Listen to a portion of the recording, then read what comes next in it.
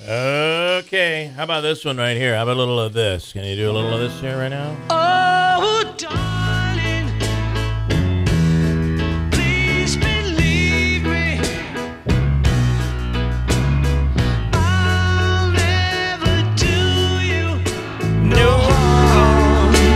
Love this song. Really, really love this song. Believe me when I tell you, I'll never do you no harm. All right, so they've been together longer than the Beatles themselves. Rain is the tribute band, and it's a tribute show, which is a Broadway show coming to Broadway Utica tonight. And I believe there still are a few tickets available for this one. 724-7196. Go online for details at BroadwayUtica.com. 724-7196. The show is tonight at the Stanley. Pretty. So we talked to one of the it was Paul McCartney's character. Talked to him on Thursday. Pretty excited about it. Very, very excited. Willie Waffle. Are you a big Beatles fan, Willie Waffle? Yeah, I like the Beatles. You know, I just want to know, does Rain have like a Yoko Ono character who shows up as well? Yeah, and Maybe that's the end of the show? Yeah.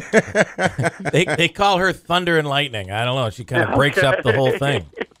It was kind of cool. It'll be kind of cool. I'm going to go to that tonight, and I'm really looking forward to it. So you're actually going to have a really good time. A couple of friends of mine saw them in Washington, D.C., and said it was a really great show, and I was an idiot for not joining them. Yeah, I've heard the same thing. People have seen it. They really like it. All right, so what are we looking at? We have a couple movies that debuted over the weekend. We didn't get to talk on Friday. But let's start with the whiskey movie there. What's the whiskey movie? Yeah, Whiskey Tango Foxtrot. This is the Tina Fey movie where she acts like Tina Fey for most of the movie. I mean, you know, she's kind of fallen into that rut, but we like it because we like Tina Fey. So, you know, she plays this woman who's a copywriter for a cable news service when she decides she needs to spice up her life. And she takes an assignment as a war correspondent over in Afghanistan. And, of course, she is the worst possible person for the job ever. And the problem with the movie is that it wants to be a romance, it wants to be inspirational, it wants to be funny, and it should just stick to be funny. Because when it's funny, that's when we're having a good time. We're watching Tina Fey do her thing. She's very charming, she's very funny, but, you know, I just don't need, like, the other two spokes of that wheel. Yeah. What are you giving it? Yeah, I'd say like 2.5 waffles. I'm giving her a little bit extra credit because we do enjoy her so much.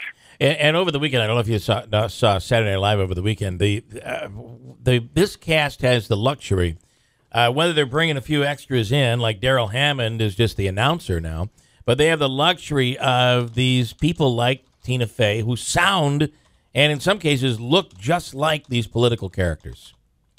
Yeah, it's a far cry from the early days of Saturday Night Live where they just said, we don't have makeup, we don't have sound, we're just going to say this guy's Gerald Ford. Yeah, I mean, it was Chevy Chase, who looked nothing like Gerald Ford, except he fell, and, you know, America bought into it. It was really kind of cool. All right, London Has Fallen. Big alert here. I don't know if you've heard. That's the movie. Well, yeah, you know, it is an action movie through and through. I mean, you know, if you're looking for subtlety in discussions about terrorism, go talk to Donald Trump.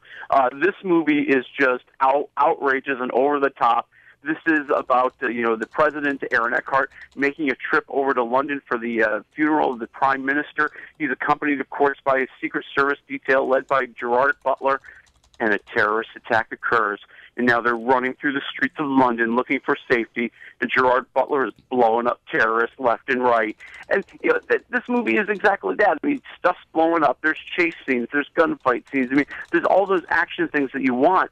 The only problem I really found with the movie is that, you know, this is also talking about terrorism. So there needs to be a little bit of self-control, and I don't see that self-control. I mean, Gerard Butler seems bloodthirsty in this movie. He seems to enjoy going after the terrorists just a little bit too much, and that's off-putting for me. You know, I just want this matter dealt with a little bit more seriously. What are you giving it again? Yeah, I'm going to say 2.5 waffles for this one as well. And what is Zootopia? Is that an animated... Yeah, Zootopia, the big Disney animated film, I think made something like $75 million over the weekend. I mean, It is a massive, massive hit. And, you know, it's a good movie. You know, it's this animated world where animals live like humans. They've gotten rid of all their primal instincts. Nobody wants to eat each other anymore. And you've got Judy Hopps, the newest top on the trail. She's the first ever bunny rabbit cop, and she wants to prove herself. So when a case breaks and different animals are missing from Zootopia after showing signs of going primal, she wants to figure out what's behind it. What do you think? Yeah. And listen, it's made for families, but I feel like, not that it's bad for families, but there seems to be kind of a little bit more mystery going on here than I think the kids would want. They want the goofiness. They want the silliness. They want to see the different animals interacting and acting with the traits that we know in kind of this human world. And that's a lot of fun to watch. But there's a lot of the mystery here, and there's a lot of preaching going on in this movie. In this movie, they just want to give you all sorts of lessons about, being yourself and being all you can be, and, all those things that are really great for kids. Yeah. But, man, they take it to the extreme in this movie. What are you giving it? I'm going to say 2.5 waffles for Zootopia as well. It's a 2.5 weekend. We'll have you back on Friday for this coming weekend's movies. I did want to ask you, and I'm glad we had you come on special today, about Nancy Reagan. And so you've worked in politics, and but at the same time, these two started out in Hollywood together.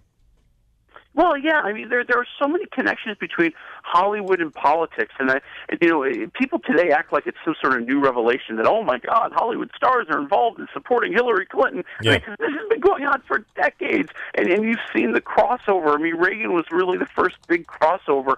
This Hollywood kind of B-level movie star. I mean, let's call it what it was. Yeah. Who went on to greatness, went on to A-level politics. As the governor of California, as the president of the United States, and Nancy Reagan. Also kind of a B-level movie actress who, was right there alongside him, supported him, gave him advice when needed. I mean, really, kind of transformed a little bit, I think, the First Lady role. I think, when you look back at that period of time, I think she was kind of a little bit like Jackie Kennedy, where she brought a little bit more class to it, a little bit more pizzazz, a little bit of that Hollywood feel, which had been missing through the Johnson administration, through the Nixon administration, through the Fords, and through the Carters. And I mean, the '70s, it was so bad that decade was just so bad for the country, and you needed a little bit of pomp and circumstance, and they brought a little bit of Hollywood to Washington, I think. Well, they brought that glamour to the glamour of Hollywood to Washington. They brought Frank Sinatra into the White House, things like that. But also there was a big move, I think, to restore kind of respect for the presidency, respect for the White House, and she was a big part of that as well. Yeah, and there was one clip that I saw over the weekend where reporters were asking Ronald Reagan questions, and Nancy was right by his side, and Ronald, the president, kind of paused, and Nancy gave him the line. And you could when they brought the audio up, you could hear her literally say the line, and the president repeated it. I mean, it was really quite interesting, almost as if the country needed someone to play a part, and they played that role. That's where I think the Hollywood and kind of crossed into Washington there. Yeah, well, and I think it's a reminder too. It's always a two-person operation. Yeah. I mean, nobody wants to really talk about that, but when you're president of the United States and your spouse is in many ways your number one supporter, but also your teammate, right. And it's somebody who keeps you grounded and somebody who reminds you why you were there, and it is a two-person operation. Yeah. All right, good stuff there, Willie. It's wafflemovies.com. Before you go to the movies, check out Willie's website, and we'll talk to you again on Friday, Willie. Thanks. Sounds like a plan. Talk to you then. Willie Waffle. We have weather that's going to be 25, 30 degrees warmer this week than normal. Showers with a high of 48 today, currently 34 at WIBX.